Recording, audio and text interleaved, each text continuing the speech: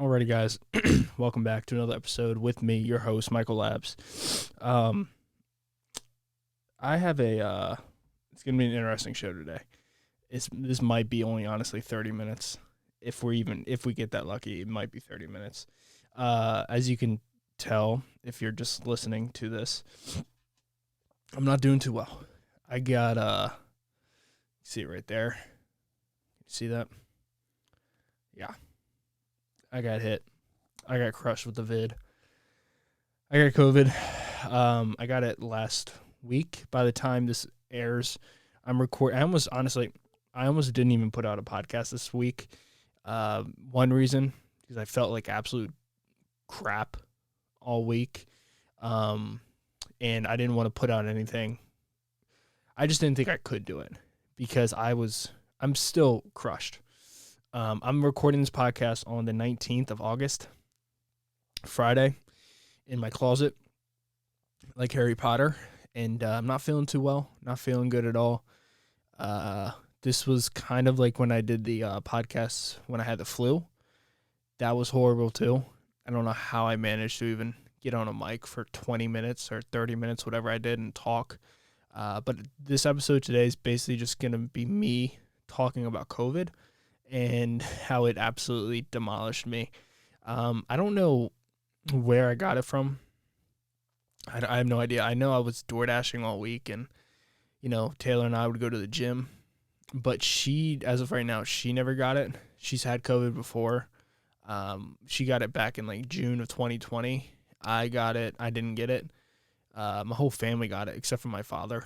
And then I'm vaccinated, and then she got boosted, I think back in like January, February, March of this year.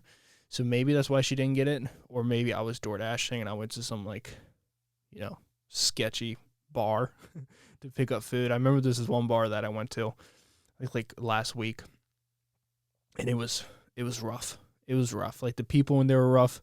I literally stood in there for about probably 10 minutes just staring at the bartenders, and I didn't get any help. And the only time I got help is when I sat at the bar and I looked like I was going to order a beer. And then the lady came up to me. She's like, "What can I get for you, sweetie?" And I was like, "Just a DoorDash order." And she could tell like she was like not happy about that, because sometimes you go to these restaurants and like the DoorDash orders are not what they want because we don't tip them, but they still got to make our food. Like it's just money for the restaurant, but the bartenders aren't making any money off of that. So they could be doing something else with another customer. Instead, they're dealing with you, who's just up there like, "Hey, help me, please." But I think like 2 weeks ago, I started kind of getting like a feeling in my throat. I I had it. So we went to Sam's Club. That's where we do all our shopping because inflation. And I ate sushi, and then I felt like this soreness in my throat. Not even a soreness, but like something I just couldn't get out of my throat. And I thought it was like a piece of rice that was stuck in my throat. And then as time went on, it just didn't move. It just was there. And like during the day, I didn't notice it. But then nighttime, when I would like swallow, I could like feel something in my throat. I didn't think too much of it. And then Wednesday night of last week, I went in the bathroom and I was like, you know what? I'm just going to take a COVID test because I feel like I have a sore throat, and I was like tired during the day. And I was like, why would I have a sore throat at this time of the year? This doesn't make sense. And I took a COVID test, and I went to go shower. And when I came out of the shower, I was not expecting to be positive because I didn't get COVID for like 3 years, and I have been vaccinated. And I was like, maybe I just won't get it, which I convinced myself to the point where I wouldn't get it because most people I know have gotten it. And I also know that this last COVID strain, what I did know is this last COVID strain that's been going around, I think it's like the BA5 or something. This has been getting people who have not had COVID before. And it's been like, those are like the people it's been going after. And I was like, you know what? For like the last month or so, I'm like, Taylor, I'm going to eventually get COVID. I don't know when, but I just feel like I'm going to get it. And I did. I came out of the shower and I saw the 2 stripes there. This is the one I took, I think, like later that evening. You can see how strong that second stripe is. I mean, that's an aggressive case of COVID. And then So I was like, whatever. I got COVID. Cool. I'll just hang out. And I knew when I went to bed, I was going to wake up feeling like absolute like dog crap. And I'm so dumb. I don't know why I did this, but I went ahead and opened a White Claw, and I had a drink before I went to bed, knowing I had COVID, because in my head I wouldn't be able to taste anything, and I was like, you know what? I want to be able to taste something that's like tastes good before I lose my taste of everything. And that probably was a bad idea because it definitely didn't help with like the healing process. So then I go to bed, and then I'm up literally all night. Like every 20 minutes I was up. Like it was one of those nights where I went to bed. It was like 9:30, and I get up, and it's 12:46. I wake up, and I roll over to be like, oh, it's probably like 5:30, 6 a.m. And I see 12:46, and in my mind I'm just like, Jesus Christ, this is gonna be such a long night. And then I was up literally every 30 minutes until I finally got out of no, I didn't get out of bed, but I it was like 4:30, and I rolled over to Taylor. I was like, dude, I'm beaten down right now. Can you help me? And then I had a massive fever. I didn't take my temperature, but I can tell you right now that my fever is probably 101, 102. And then she went ahead and got me a few washcloths, and we put that on my body. I took all my clothing off, and I just kind of took the wet, icy cloths and put them all over my body. And then from like 4:30 to about 7 o'clock, I've started feeling a lot better. I broke the fever. I took, I actually didn't break. I don't know what happened, but I took like these 2 Excedrins, and they worked wonders. Like they made me feel so much better, to the point where we went to my apartment gym, to the point where I felt comfortable enough to go outside and get gas, because there's this weird thing that's happened. Like, I want to see, like, the CDC has put out like these new rules, CDC COVID rules, which was actually very convenient for me. Ending isolation precautions. Here you go. Okay. So as of, no, that was January. No, I need the new ones. I'm trying to find it. Maybe it's on news section. 1 second. Sorry. I saw these new rules that came out with the CDC, and this was one of those things where I was like, huh, that's weird. Okay. So this is from NPR. So new COVID-19 guidance for CDC focuses on individual decisions. Those exposed to the virus are no longer required to quarantine. Unvaccinated people now have the same guidance as vaccinated people, and students can stay in class after being exposed to the virus. It's no longer recommended to screen those without symptoms. And that part where it said those exposed to the virus are no longer required to quarantine, which means like I could technically go out and do whatever I want, even though I'm sick. And in the back of my head, I was like, maybe that's why I got it, because so many people probably were sick and just went out in public. And also at the same time, when I tested positive, like I didn't report that to like the government or anything. I just kind of, went about my business. So I would think, honestly, right now, I feel like COVID cases, they're probably not at an all-time high, but they're definitely up there. I mean, the COVID cases are probably, I don't know, but I do know there's a lot of people with COVID right now who are just not testing, because it's almost like, what's the point? What's the point of testing when even if you do have a positive, you have the same rules as somebody who's negative? Like, there's no difference right now. There's no difference between the vaccinated and unvaccinated. And that's all the CDC came out, and they're restructuring everything that they're doing due to like their complete, utter failure when it came to COVID. But basically what I realized is like COVID sucks. Like I've said it all along. Like I've never been anyone who said like COVID is nothing. Like COVID sucks, man. It's not fun. And I could totally see how like if you're a really unhealthy individual, like it probably is even worse. I mean, I'm lucky. I should be, like, it's Friday as I'm recording this podcast. By Tuesday when it comes out, I should be pretty much around the corner. I should be okay.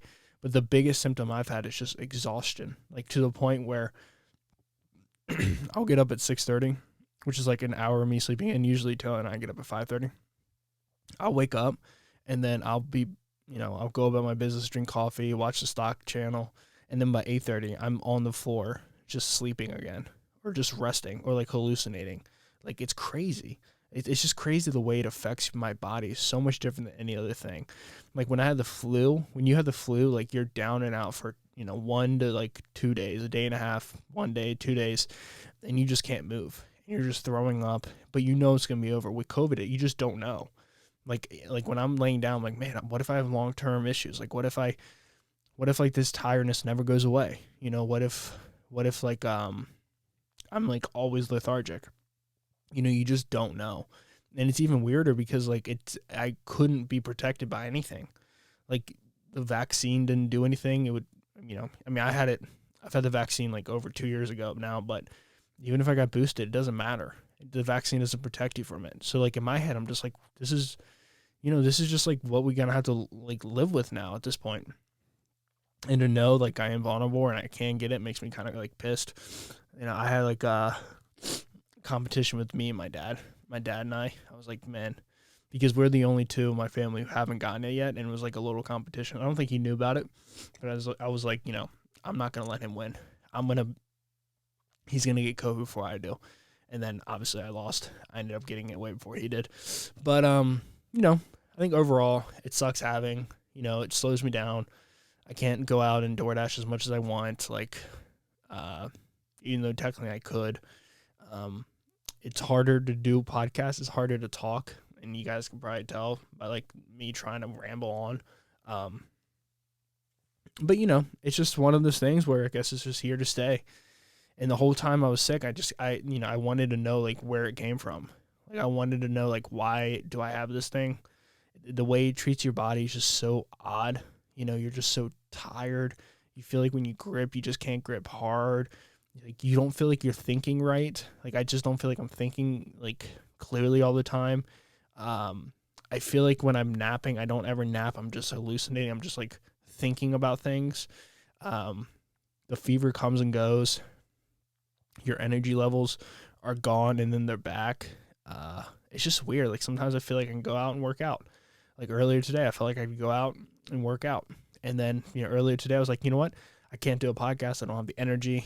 But then I had like an hour time period where I was like, you know what? I actually feel decent. Maybe I could sit down and do like a 30-minute podcast and talk to people.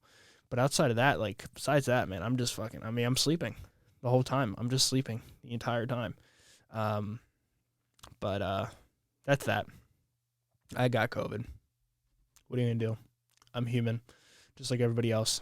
We're all going to get it. That's what's even crazier. There's no way around it. We're all going to get COVID. It's here to stay. It's going to be a summer thing, a winter thing. Add this to the flu. Add this to the cold. There's nothing we can do anymore. I just saw an article where like our government has officially stopped like purchasing vaccines and like mask and testing kits. It's beat us, man. The pandemic has beat us. A week to flatten the curve never existed. China's laughing, taking it to the bank. I've seen like China's falling apart right now. Like they're absolutely falling apart right now.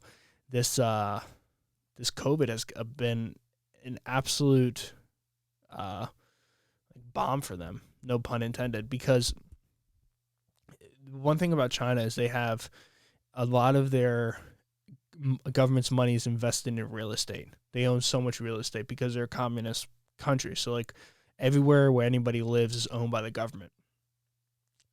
And they can't make payments. And so what's been happening is I'm not going to look it up, but I saw an article where they are, in order to make those payments, they're literally going into the citizen's bank account and taking money out of the bank account and using it as down payments on their mortgages and like their loans and their rent.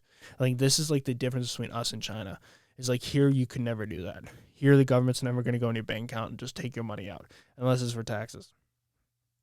But other than that, man, like you see stuff like that in China, and like I saw a stat where like 18% of their adults between like, I think it was like 18 to 25, 18% of them are unemployed. Like that's such a high number because they're trying to do like this zero COVID thing. Like they're trying to get to like 0 cases of COVID, and it's completely ruining their economy. They're slashing rates right now in the country, whereas every other country right now is trying to increase rates to lower inflation, but they just don't care over there. It's the wild, wild west, man. Like they're defaulting left and right on property loans. It's just, I don't know. It could be a good thing for America because it could allow us to take the world lead on the economy. But the issue now is like the whole world is so globalized. Everybody is like all these countries. Like we need China just as much as China needs us. Like we need Russia just as much as Russia needs us. We need Germany. We need Italy. We need France. We need the UK. Every country needs each other because we live in this globalized world. But it's difficult when you have countries like China that they live in a globalized world, but at the same time, they also live in their own Chinese world, which is a world where they have communism, which is a world where they don't listen to other people, which is a world where they could put people in concentration camps, like the Uyghur Muslims. It's very, I don't know, it's very odd. One thing I did want to get into was Taylor and I, obviously we live in our own apartment, and which is amazing because our AC unit wasn't working, and we, instead of being homeowners and having to go out of our way and to spend so much time trying to fix that, all we had to do was call up our apartment complex and they came out and they fixed it. We had our first experience of mice, those little freaking tiny cute bastards. Last week, Taylor and I, probably 3 weeks ago, for about a week and a half, we had a nightmare situation of mice. It all started off when Taylor was working. She heard like little noises, and we were like, "What the heck is that?" I come home. I open the pantry, and there's holes in everything. Like this little mice he bit into everything. He bit into like all her oatmeal packets, not all of them, but a lot of them. He bit into like the sugar, the Splenda, the grains, like everything, just crushing everything. And at that point, I'm like, Jesus Christ, this sucks. I wasn't too worried about it because I was like, it's a mice. You know, this happens. I looked it up online, like between August and October is when they come inside. And I was like, okay, we can fix this. We'll figure this out. So we basically ended up telling the apartment complex. They came over, they patched up some holes, and they put down like these little sticky traps, which basically a mouse will run and get stuck on. They're not traps where like they kill them, like they crash them, but they are traps. They are sticky. And the issue with mice is when we put them down, the apartment complex said, when you catch one, just let us know, because it is a little inhumane because the mice will bite their own legs off in order to escape. And when I heard that, I was like, yeah, of course, mice are savages. Like they're like rats. Like they don't care. Like female mice can abort their babies inside of them just by like the pheromones of a new male coming in. Because the male or the male, if they have the babies, the new male would just kill the babies because it's not their baby. So Taylor and I get this traps. We put them everywhere. And in my head, I'm thinking like, holy crap, we're gonna have like 24 mice. Like we're gonna have a shit ton of mice. So I look it up online, and they say by the time you see a mouse, you probably already have a situation on your hands because they probably bred pretty quickly. But the thing is, Taylor and I got on it super quick because we didn't see any mice. We just heard the mice. And then one day I opened up the door, and that's what they're doing. They're pooping all over the apartment, which sucks because it smells, and it also sucks because it can be like bad for like your health. Maybe that's why I got COVID from the poop of mice, and it's bad for your health, and it also smells really bad, and it also gets all over your food, and you don't want to eat that. You don't want to eat mice poop. And I open up the pantry door, and I'm looking around, and then I look in the corner, like where the wood, you know what I mean, the trim meets the wall, and I see this mouse right there, and he's scared the crap out of me, and he comes jumping out, running by us. Taylor's like trying to catch him, and he takes off into like this corner, and he runs back behind the dishwasher, and we're like, okay, that's where they are. So we stake these sticky traps, and we put them in the pantry. After we remove everything from the pantry, we put everything inside of the fridge, because the fridge closes and they can't get inside the fridge. At least that's what we hoped, and they never did. But I was still scared that they're like sneaking somehow, because they can fit in anything that's a dime, they can fit through, which I didn't know how tiny they were until I'll tell you what happened. So we put it down, and then we go to bed, and we wake up the next day, and there's a mouse stuck on the sticky pad, and we weren't really prepared for what to do. And at first, Taylor and I were like, okay, we're just gonna keep it on the pad, let the people come out, take care of it. And then, of course, I come back from like door dashing, and Taylor is like, I freed the mouse. And I'm like, huh? You did what? And I go outside, and she took a knife and she scooped the mouse out, and she dropped it in the water, and the mouse is like trying to swim around. And like, it looks like it has a broken leg, but he looks so skinny. That was the first time I saw him. He was so thin. And Taylor was like, okay, we got to take him to Home Depot, which apparently is like, no, I didn't think that's what you're supposed to do, but she told me that's what you do with mice, is you send them to Home Depot because they love Home Depot. I'm like, okay, we can do that. And then so we took him to the gym, and we put him in the woods back there, and we watched him go away. We're like, okay, we got one. That's fine. There can't be any more. Come back, we hear another noise. We're like, oh crap, there's another one. And we put down the sticky stuff, and before we go to bed, there's one. And we see him running, like, first of all, I first saw him when I turned around. I went to go put my shirt on, and he ran out from under the bed. I was like, that's not okay. That's not okay, because I don't want to get bit at night. Like, I don't want a mouse to bite me at night. And I was so scared, like, that he would, like, poop under the bed, and it would come up, and I would smell it. And I was scared, like, underneath of the bed, not on the ground, but, like, the bottom of the mattress where there's, like, that velvet that kind of hangs out. He was in there.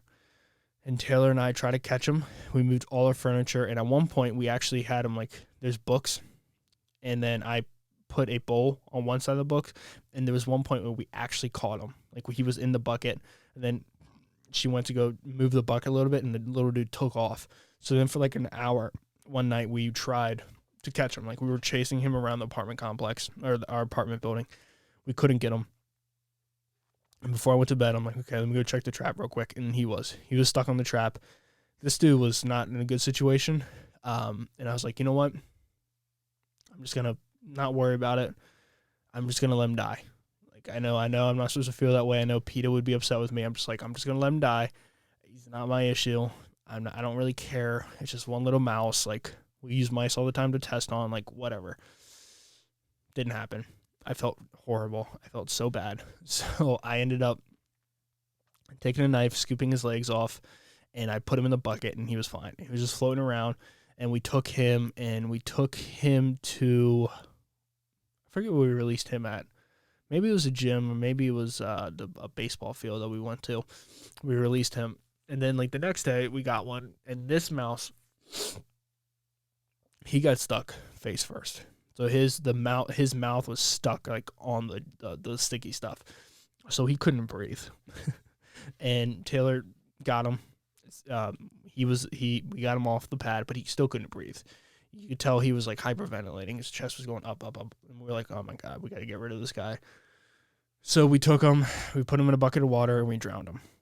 We killed him, took his life, because the only other option was we put him out there in nature where he couldn't breathe, and a falcon would come down and kill him. It just wasn't a life that, like, you know, I felt bad, but like, you can't be in our apartment, and it was kind of brutal to like drown him, but there was no other way about it. You know, we had to get rid of him. Then we took him, and then we put his dead body in the backyard, you know, to like feed some animal, feed a cat maybe. I don't think cats eat things that are dead though. Maybe not. But eventually, it's been about 2 weeks, and probably a week and a half now, 2 weeks, where we haven't had a mouse yet. So I think we might have cleared up the situation.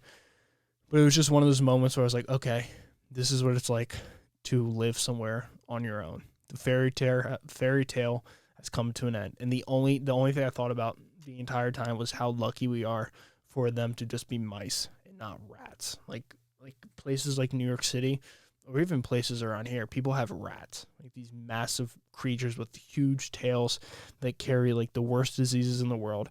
And, you know, I was just so lucky that we didn't have rats. Like, I would live with mice any day. but they're just so annoying. And like, they can cause some serious damage. Like, they can bite through wires. They can set your house on fire by biting through wires.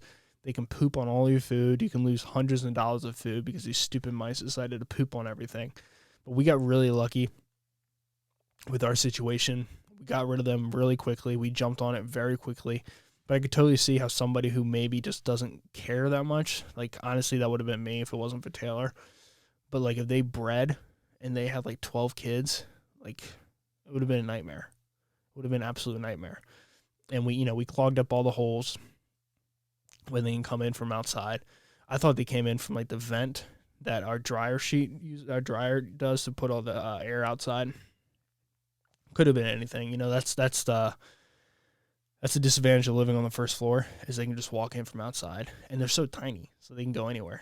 And we were watching this cat that week, and Taylor and I almost wanted to, like, take home the cat just to, like, release him our apartment complex, to, like, scare the mice. Because I looked up on Google, like, just having cats keep mice away from your house, and mixed reviews. But basically, it was like, yes, they do. Like, the smell of a cat to a mice is kind of scary, and they won't come around if they can smell a cat. But at the same time, this one cat that we watch, it doesn't have front claws. So, like, it was like, what would he do? Like, he has back claws. He would have to, like, claw it with his back feet, and then I guess kill it with his mouth. But I don't think they always even kill. I think it's just, like, for fun. But that was that. So between COVID and mice and more exciting news, Taylor and I have been going back and forth about possibly getting a dog as well. So that's something that I'm super pumped to do. It's been about a year and a half now since we lost Riley, so we had to put Riley down. And still to this day, like, I'm wearing her socks with her face on it. Like, I think about her every day, and, I miss her every day. I see pictures of her and I together, and all I can think about is just how happy I was when she was around. And, just having a dog is everything. And I'm happy that we have gone the route that we've gone with possibly getting a new dog. We've taken our time. It hasn't been a rush. We've given ourselves time to grieve and to think. And we've been able to use the time where we didn't have a dog to make big steps in our life. New jobs that we both quit. New apartment, new state, new everything that allowed us. And the not having a dog made it a lot easier. We could have done it, but it would have been harder. But just not having that responsibility, just being able to do whatever we want, whenever we want, staying out wherever we want, was nice. But I think we have both kind of decided that we are going to start looking for dogs. Maybe not right away. We don't really know what we want. We think we want, like, a bigger dog, almost not like a Great Dane. Great Dane would be ideal, but they only live for like 9 years. Not really sure. Maybe even like a pit or like a bulldog, boxer maybe. Probably not a boxer. There's so much energy. We just want something that is like, that can be like a dog, like that we can fetch and it can play, because Riley didn't do any of that. Taylor wants something that, like, is big, because she likes big things, because she's not a big person. Like, that's why she has a huge truck and a big personality. Something that we can cuddle, but something that is still a dog. Barks, hangs out, chases things. Riley didn't do any of that. So we're in the dog market. We're really excited about that. I will obviously keep everyone updated on where we go with the dog thing. But as of the podcast, guys, I'm going to end it now. I'm doing a podcast with COVID is not easy. I have a shortness of breath. I'm tired. I'm hot. I probably sound horrible. What I can hear myself, I sound horrible. Like I said, I almost didn't even do a podcast, but I didn't want to not put anything out when I knew I could put something out. Even if it wasn't the best, I still want to have content out every single Tuesday at 6 a.m. because that's what people subscribe for. That's why people listen to it. And if people are willing to do that, I'm willing to get on a mic, even when I have coronavirus, even when I'm sick, even when I'm not feeling good. All those excuses are dumb. Those are just excuses. I'm giving myself reasons why I shouldn't do anything. I had to look at myself and be like, you know what, Mike?